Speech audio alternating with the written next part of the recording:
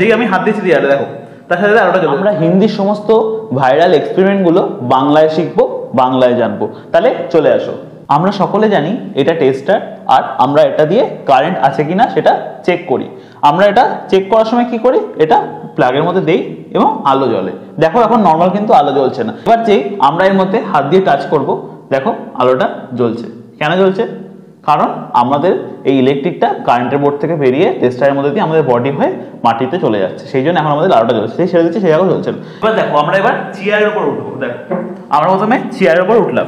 এবার দেখো আমরা এখানে টাচ করছি, আলো দেখো জ্বলছে না। কেন আলো জ্বলছে না? কারণ আমরা নন কন্ডাক্টর চেয়ার, যেটা প্লাস্টিকের উপর দাঁড়িয়ে আছি, সেই কারণের জন্য।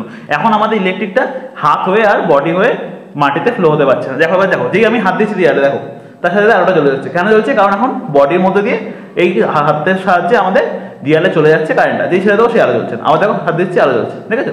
ছেড়ে দিলে আলো